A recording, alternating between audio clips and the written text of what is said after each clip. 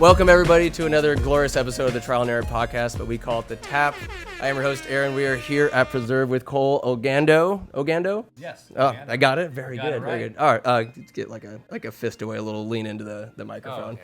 Gotta get a little closer up in here. Again, up in here. So at Preserve, like for the longest time, I've been just talking about, I want to do interviews with business owners, and just every business in town has a story. There's an inspiration. There's something behind it. So here we are at Preserve. Shout out to Christian Durand for reaching out and kind of helping facilitate this podcast. So here we are. Cole, how are you today? I'm doing well. Thanks for coming in. And you didn't mind me interrupting your dinner here? No, I was just finishing up. What'd you get? I had the gnocchi. I love gnocchi. Which is really good. It's got a little bay leaf oil. Mm-hmm.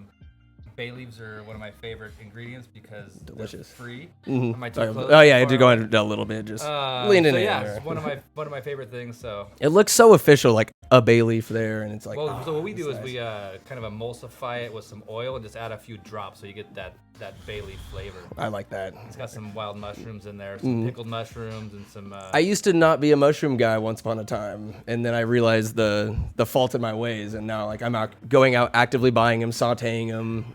I've never like a pickled mushroom. Yeah. I've not heard of that yet. Yeah, so pickle them. Some are you can cook them real slow in oil. There's lots of ways you can prepare them. So absolutely, we love mushrooms. It's the closest thing you can get to meat without eating meat. You know, like a portobello or something something just delightful. I used to only do mushrooms in Mario. You know, they helped out quite a bit. Actually, I heard that you did other mushrooms. No, well, I wish. That's on the to-do list. We'll see. Just have a reconnection with Mother Nature. So what is your position here at Preserve? Mostly handyman. Handyman? Yep. Jack of all trades? Jack of all trades. So there you I kind of just do whatever I need to do during the day to make it go. So sometimes I'm doing electrical, sometimes plumbing, sometimes I'm doing dishwashing duties or butchering a hog or kind of really? Yeah. Whatever it takes. Yeah, we're making. I pretty much do all the charcuterie here, which is salami, the meat curing stuff. It's an art form, really, to like. Actually, state licensed meat inspector. Actually, really, which I was required to do in order to do that stuff. Mm-hmm. The charcuterie placement and stuff, and like the curing of it. And gotcha. Like all the laws of California. Yes, you know? Must be adhered to. Yeah, but it sounds like everything's done like so. By hand, a lot of meticulous details. Yeah, in the ideal world, we'd do everything. I'd prefer to start with a whole animal. And everything. Absolutely. It turns out that's more difficult than I would expect had started 14 years ago. I'm like, I'm going to do everything by hand, and then reality sets in that once you got to have customers coming in and people doing stuff. So not everything is a full animal, but we do our best. Absolutely. Well, last year I was at, I think there was like the pig roast back here, and there was was it like pulled pork sandwiches and stuff? So when it's an event, easy, my right? Like God, buy the pig, kill the pig, cook the pig. But everybody has some. What it took a while to figure out is like, okay, you're open 7 days a week. Yes, can't be killing a pig every day. So it took some learning, and curing the different parts, and then finding ways to use them in different dishes that you can kind of roll throughout the year and change with the seasons a little bit. But absolutely. A lot of learning, but it's like you're learning on the go. You mentioned 14 years since you guys been open? Yeah, just about. How, like, it just kind of seems like a staple of Winters at this point. 14, that sounds amazing to me. 14 years. It went by pretty quick, believe it or not. And a lot of restaurants barely get out of the infancy stage before they got to and I'm still learning every day. So. So what have been some of the biggest challenges since, or first, let's backtrack a little more. What was the inspiration behind Preserve? Like, how did this joint just become what it is today? Well, it started off, I just wanted to have a bar, but that didn't work out so great. So, because it was just a bar, but kind of like finger foods. Yeah. It wasn't and then, you learn as you go. And then, remember I had zero experience in the restaurant industry, so I was a contractor, construction worker. A lot of learning. Learn every year you learn something new, and I feel like every 2 years you really have to reflect on what you learned in the last 2 years and then project out the next two. And So we kind of just move on and figure it out as we go. Was it difficult to balance like construction, the handyman work, like your day to day, and then keep this creation, this bar alive? What was that like in the early years? No, it was all hands on. I also had my just catch your hair on fire. My firstborn was born on the same week we opened. So it was just, great plan. It was just hair on fire for lots of years. And so it's starting to feel a little bit more comfortable, and you forget how much you learn over that many years. Like people freak out like, oh, I got this problem. Like, oh, no problem. That happened to me 7 years ago. Yeah, no big deal. Oh my god. So it's been a wonderful. I wouldn't even call it a wonderful experience. It's been an experience. Yes. But now looking back, it's been wonderful. Yeah. And now we're looking at kind of doing more stuff. And this is Paul here. I don't know if you want to do the handoff, but let's see. What else you got for me? Let's see. Hold on. I tried to do a little show prep. I tried at least look or be professional adjacent. And have some questions. Like having a beer during the having a beer. Usually I do that, and it just loosens a little social lubricant. Who doesn't love a bit of that? What are you sipping on? This is a Sunshine Highway. Ooh, those names sound great. Well, it's Dunlow Brewing is in Love Dunlow. Davis. Yeah. So he's a great dude, and he's like a master, like mad scientist of like whatever. I just like he delivered his own beer in his got. old truck, like himself, and I'm like that's cool. Talk about hands on. Yeah. Into it. What have been some of like you mentioned just learning things over the years? Like what have been some of like the hardest challenges to overcome? Obviously, COVID is one of them. That sucked. Just learning the restaurant business. Yeah. Leave that in. In the past. It's every industry combined. It's you got to be good at like social media, and you got to have a website. So I build my own website. So I basically try to do every single part of it myself, or at least like the first part of it, and then find people that are better at it than you, and then hand it off. So that's basically my life in a nutshell: is start something, get it going enough to where somebody understands the vision, then hand it off to someone else that's better at it. So Christian was a perfect example of that. Yeah, he's a jack of all trades, he's for sure. wonderful, right? Like, okay, here I kind of got the idea, and then he'll take it and kind of run with it. So that's what I rely on. That's his wheelhouse. I rely on people that are better than me to do what I want to do. Is it fair to say that you have your ego in check in order to like, hey, it sounds like you're just selfless. Do this. You're better than I am. I'm happy to hand off. When you're not the best at anything, it's pretty easy to find people to hand off it to. Well, if Christian had some like electrical problems or something, he knows. Maybe he'll call me, and when I get stuck, I know the right guy to call, and absolutely. He'll come and bail me out. There you go. I guess the back alley. I know it's kind of like a non sequitur of just. It seems like such a unique and awesome spot to come and hang out with, like the wisteria, like the plants and the building are just kind of one back here. What was the idea behind that? That's so cool. I was actually back there on a ladder fixing some electrical. We had some lights out in the front, and Chewy came out from Chewy's Taqueria next door. So Chewy himself came out, and I was sitting up there, and I was looking over at we had dumpsters, and we had 2 storage containers. And I looked at him and I said, hey, what if I clear all this out? Like, do you want to serve some tacos out here? And I'll just serve out of our little back bar here. And he goes, okay. I said, a joint just. And I was like, oh. And then so the next week I started moving everything out because it's just wasted space. Yeah.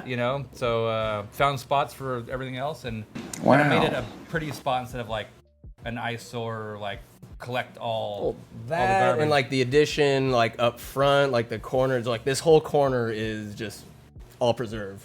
Yeah, and it just it looks like we kind of did it all ourselves, like downtown, like big city project, right? And actually, when I was a contractor, did a lot of the underground there with Maxicrete back in the day, and so you have all that, and the city designed it and paid for it, and then COVID hit, and we said, hey, we've got to eat outside, right? And so my mother drew up some sketches, and the next day she didn't want to come up with the ideas on the rock walls. My dad was like, "Hey, let's do this." And so, after a couple planning commission meetings, getting approval twice. Yay! There you go. We broke ground and got that done like in a heartbeat. And that was a fun project for what it was at the time. You know, there was fires going on. That wall, all that smoke, and we were just out there digging God. and making it happen. And then when the smoke cleared, we were done. Yeah. Oh, how iconic or poetic of it. But like that rock wall, it's a safe place to walk and just kind of connects the restaurants. It's just like both spots are good to go. And we got a little spice for Chewy's too, like over there. Like it worked out good. It's hard to be. You guys are good neighbors. Oh, we try to be. Yeah. There you go. What's your favorite menu item on the menu? I had your chicken wings the other day. Smoky, delicious. Those are really good. My God. So we do change a lot. So I get bored pretty quickly. So I tend to like whatever's new. Yeah. You know, because based on the seasons. Just based on the seasons or drinks too. Drinks. Yeah. I'll mix it up, man. Like, Please do. I'll go, that a drink joke? No, but yeah, I like a little bit of everything. We got some awesome bartenders here. Like I don't know, like Aaron Garcia's a Winners local guy. Yeah. He's on vacation in Hawaii on his honeymoon for a month. Honeymoon? I thought he was living in Australia for a minute. He's in Australia on a honeymoon. Oh, he was there for a while, but that was like a while ago. Years ago. But now he's there, and he just got married. It was a beautiful, beautiful wedding, and he took off for a month and gonna come back and see what he comes back to work, with. Darren. Back to work. It's just cool seeing him. I forget what the gal's name was. She made it was like an old fashioned, but with tequila, and it had a toasted cinnamon stick, like with the blowtorch on it. I remember that. Like, it was it was delicious, and just seeing like the attention to detail. It's not like just a drink, or people might, oh, it's a little expensive, but like just see some people, if you're sitting aside and don't get to see it made, you're kind of losing out a little bit of the experience because it is really an art, and just seeing like the last garnish, and just I love a good, say if I'm having whiskey, a good single ice cube in there. Yeah, that's nice. And the old fashions with the preserve burned onto the orange slice. Yeah, oh my God. Yeah, there's some. So that's the nice part is when you try to find people that are talented or that have passion, I try to let them do what they want. You know what I mean? Within a certain construct, you want to. That's what makes them good, is that they care and that they want to do it. So if they come up with something, they're like, hey, I really think this is cool, and if it's cool, then like maybe like get it out there, let other people try it. And they're good conversation too. Like that's why I tip. I like that human interaction, and like they're talking. Here's a drink. Like, oh my, like it's just not. Who isn't happy when just drinks are served? Then the food comes. Everybody loves drinks. It's fantastic. Drinks. You know what else is good? Music. So we're here to also promote Winters Live. So what is Winters Live? How did it come to be? Or do we have... So Winters Live. So I've been in love with the Opera House building for a very long time, and so I've worked on different projects that have explored the option of getting in there and doing some things. And what I was always missing was somebody that really. I'm busy and I have my all this stuff going on. But that's a major component of running a event center or like a venue like that. But what I was missing was somebody that wanted to deal with the bands and the sound guys and has experience in that. And one of a good friend of mine that I fish with a lot and that I met at the St. Mary's. We both played rugby over different. Oh, nice. Over different decades. You ever drink out of the shoe? No, we don't. No, never did a shoeie. So we got to talking, and he's like, "This is my next thing. I want to do this." And I said, "I got an idea," and we kind of started talking, and came up with Winters Live, and see where that goes. That's a good ring to it. Winters Live, it's pretty It's in Winters. It's live. That's good. No, at the Opera House, it's such a fun venue. It's cool, like a little bar in the back. So what will all of Winters Live entail? Well, on my end, I'm going to, I think, let's see. I'm not sure who's working, but a couple of bartenders are working the first show. There'll be drinks there. There'll be drinks there. Hey! So there'll be drinks there, and we're going to do some, like, preserved platters and some jalapeno jelly. Just a few appetizers there, and then, like, maybe some cookies or something, just something so that there's stuff to eat. Yeah. And then beer, wine, cocktails. And music? We're going to have, we're going to try to keep like Hoobies and Berryessa Brewing beers and Berryessa Gap Wineries wines and Turkovich's wines and kind of try to have a very small menu on that stuff, and then our cocktails, they'll pick a few favorite cocktails, maybe even match them to the band or the genre. Ooh, I like that. It's a little jazz. Yeah, like a nice little something. Yeah. And that could be a cool like pairing, like bands, and then like maybe like a drink that pairs well with them. yeah, So I mean, like, I'm waiting for Aaron to get back for that shit. Yeah. Is he pretty good at that? Yeah, he's wonderful. Yeah. Oh, because he has like his background in wine. I don't know what his background. I think his background's in bartending. Just being a stud. Yeah, that'll happen. Awesome. So, when is this happening? When? And it's at the Winter's Opera House. The first show is when? Hey, March this time to get 29th. Paul involved. He Paul? knows all the details. Paul, want to come on in? Paul, tag him. Yeah. Tag Tag him. out. Tag him. Thank you, Cole. Yeah. Hey, Aaron. Good, sir. How's it going? Cole. Oh, Great. very good. Introduce yourself, sir, to the. Sure, Paul Stitch. I've been fishing Poudre Creek for 40 years. How's your luck been? Well, since we got Johnny as our guide, it's been excellent. But Catch any ducks from the duck derby no, that we stay just away piled from in? Yep. ducks. You go But, upstream. we go, upstream.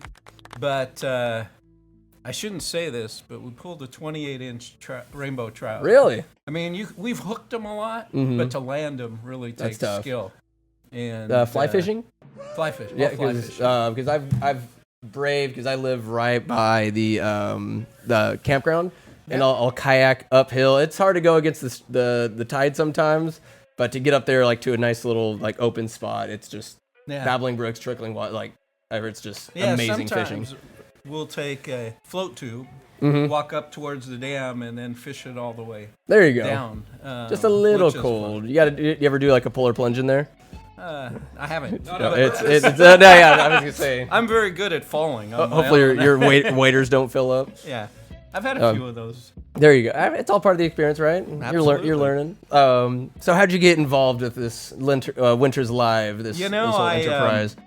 In my high school and college days, I worked for Bill Graham in San Francisco and Oakland, at the Paramount Theater, at Winterland, Days on the Greens, and I loved live music. Fillmore? I post Fillmore days. I mean the original Fillmore. There's a Fillmore now, but That's not that the was OG. it. And after I graduated from college, I said, this probably isn't the healthiest lifestyle for me working concerts. And so I took a leave, went into tech, built several companies, mostly in cybersecurity, sold those, and I kind of got retired a year or two ago. Hey, congratulations. Well, I've retired a few times before, but, I always got bored and wanted to come back. You have to have a reason to wake up and keep going. People think, you'll just lay in bed all day drinking margaritas. And that's Margaritas are not a breakfast. no. Yeah, Bloody Mary. Sorry, Bloody Mary. My apologies. Actually, he's laughing about that because there was one time, probably in 2014, and I was golfing a lot, and I was talking with my daughters who were probably 12 or 13 at the time. And one of the guys I played with always had a gallon of margaritas to play at like 9:30. Yeah. And she pointed out that, Dad, margaritas aren't a breakfast food. Hey, to each their own. It's the perfect sense. It's 5 o'clock somewhere, but also Somewhere, it's but 9 a.m. It's where not we're healthy to not get even close. margaritas at 9 in the morning. Like I give myself the excuse if I'm snowboarding, have like a little flask Yeah. of Fireballs to get loose, but. All excuses aside, I'm drinking in the AM. Maybe not the most conducive to a good day, but did it help with your golf game at all? No. Not all. Hey, Yeah. it's and us so versus last golf. year, I was playing golf 3 days a week, and I went to my wife and I said, "This is a bad week. That's too much golf." And so I need something else. And so I started thinking, what do I really enjoy? And I love live music. Of course. And I miss live music. Although, last year I went and saw Bruce Springsteen at the Chase. 50 years after I saw him the first time. How do you compare the decades he's since? remarkable. He's phenomenal, and nobody puts more into a show than he does. What would you say? What would you say? Sorry to interrupt you. You're like some of the best live performances you've seen, either in a small venue, a concert. Who's on your resume? The absolute best was Bruce Springsteen in 1978 when they were closing Winterland in San Francisco. It was his best concert, and it was the best concert I ever attended. Mm-hmm. And but I also had the opportunity working at the Paramount Theater. I saw a lot of jazz. I saw a lot of classic music. I mean, Vladimir Horowitz, one famous pianist. I saw him one week. I saw B.B. King, and I saw Bob Marley. I mean, oh my! It was just unbelievable. Michael Jackson at all? No, Michael Jackson, but Stevie Wonder. Oh wow! And just amazing music. Mm-hmm. And all the genres. It doesn't feel like you have a George preference. Benson. The CTI was doing jazz concerts. Stanley Turrentine. I just am so appreciative, have been exposed to that kind of music at such a young age. It's inspiring, right? It gives you the juice, so to speak. The juice. I mean, my mom was a big Frank Sinatra fan, Hey. so we saw a lot of Sinatra, Bing Crosby, Tony Bennett. I Mm-hmm. mean, and to be in the Bay Area is just, especially in the I didn't quite make the 60s as far as, going to concerts, but I always in thought- the 70s, Peter Frampton, Frampton Comes Alive, that was recorded at Winterland. I didn't realize that Creedence was from Berkeley. I always thought, this sounds like El Cerrito. Yeah? Just like, wow, you'd think they're just from the backwoods of the South. We're like, no, these are some California guys, the Bay Area kids. Yeah, what's funny is, like, one of my teachers in 8th grade was friends with Fogerty. Really? And it was like, oh, maybe we can get this band called Creedence Clearwater playing in 8th grade. These nobodies here. And look at them now. it's they went through quite a legal issue, but really? There's a great documentary on Netflix about them touring in London, playing at I forget the hall, but it was. At the time, it was 71, 72, they were outselling the Beatles. I mean, they were the biggest selling... You ever see the Beatles? No. No? I've seen McCartney, I've seen Ringo Starr, but I never saw them. Not all when the whole band was together. Never. Oh, that's cool that you see. I can only imagine the stories that they have, like the road stories that they're obviously pretty incriminating, I'd say a lot of them, but what we are allowed to hear would be pretty cool. Yeah, no, and again... sometimes I'd see the artist. Sometimes I was just working security in the front, and so. But you're listening to music. Always listening to music. The Last Waltz was in San Francisco. Probably one of the best concerts ever made anywhere. So I was thinking about how do I get back into live music, and I live near Walnut Creek, a little town called Alamo, and I started looking around at venues there. And so Cole and I went fishing, and I said, I'm thinking about doing live music, and he looked at me and said, where were you 5 years ago? We wanted to buy the opera house, and but we wanted somebody that could put it together, and we literally probably in a half an hour said, okay, this is what this is happening, this is what we're going to do. And he had a liquor license that we could use it there, and that's a big part of live music. That makes music sound pretty good, right? Yeah, and it's expensive, so we explored the options, and then we went over and talked to the people at the Opera House and the theater, and said, we want to try. We're going to do 14 concerts this year with the intent of maybe doing 30 next year. And this is all over a fishing trip, just one. Yeah, it was probably just sitting at the bar. Yeah. Oh, there you go. As many good. That's how I heard the tractor parade got started, just over a bottle of wine, and it's like, amazing how just a couple of drinks will spur but some we great had to ideas. make sure it doesn't conflict with our fishing trip. Very true, very true. Priorities, damn it. Yeah, we have to do 3 fishing trips a year. We've been doing it for over a decade. There you go. And so one thing I can tell you is that we eat really well. Yeah. Because Cole is an amazing chef. Pretty good. Hey, some sushi coming to town, or maybe a little something. I've been hearing about that. We'll see. We'll see what happens. So what is Winter's Live going to entail? Like the dates, some of the bands people can look forward to seeing. Give me the what spiel. we wanted to do was let's create an environment where people want to just go out, listen to music, familiar with the music. Yeah. And just have a good time, sing, dance, and so we started with some little dance in there, huh? We're going to give space. Hey, there you go. There you go. And, for the brave souls. So we started with some tribute bands with that, and so we're opening with the Tom Petty on March 29th. My parents got to see him right before he passed away. So for a tribute band, that'll be pretty sweet. And then we had to bring Creedence in because you gotta. John Fogerty is just so impactful. He put Winners on the map Mhm. as a Green music Ri- Green center River. with Green River. Yep. And there's a great quote in Rolling Stone magazine that talks about, people think that Green River is in Bayou down in New Orleans, but it really was near his hometown, near Winters, California. Yeah. Poudre Creek. And so we have the Fog City Swampers coming in to do Fog Credence. City. And then we're Sounds like a hockey started team. Yeah.